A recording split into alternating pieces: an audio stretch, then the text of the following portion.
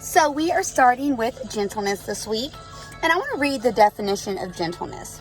Gentleness is the quality of being kind, tender, or mild-mannered.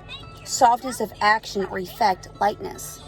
Kind of like with kindness, the world sees gentleness as being weak.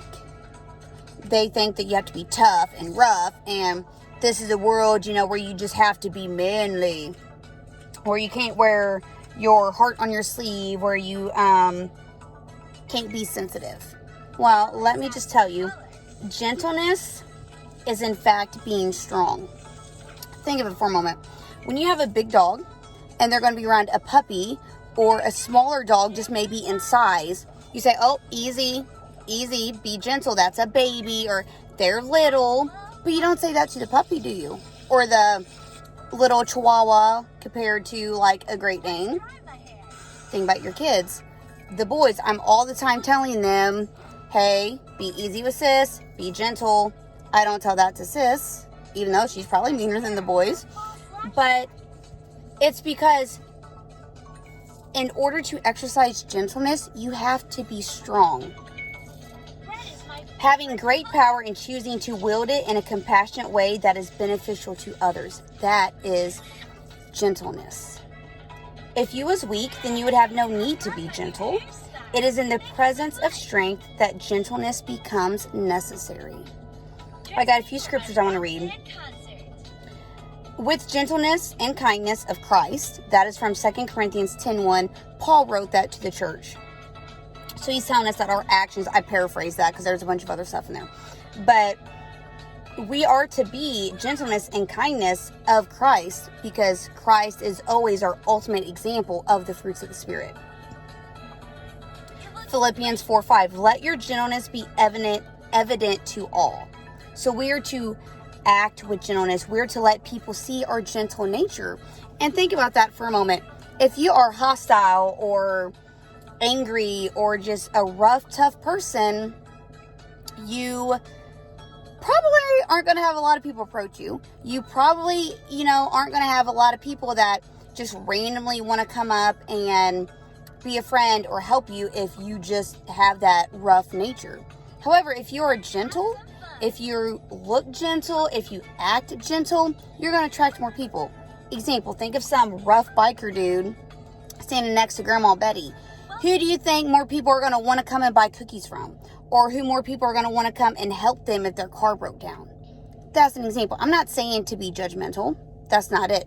I'm just saying that when you give off a gentle appearance, and our actions are also our appearance. I know a lot of dudes or big dogs that are the gentle giants, as people call them, because their nature, their persona, what they give off is nothing but gentle. Next one is a proverb, so something to live by. It's wisdom. A gentle answer turns away wrath, but a harsh word stirs up anger. How true is that? One person can say something with a smart remark or in a snotty tone, and it can take that conversation from 0 to 30 in a heartbeat. Somebody can be so angry.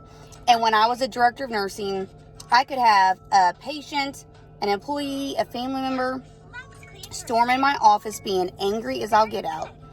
And if I was calm and peaceful, it set the tone, it set the pace. People come at you hot and heavy because they are expecting you to reciprocate the anger. They're expecting you to reciprocate, to feed off of that, and to also give a snotty remark. But when you come off gentle, it sets the tone and it sets the mood. And people want that because gentleness is Christ in us. It's attractive. It is catchy. People want that. So when you respond in that way, that is the mood that is most likely to take over.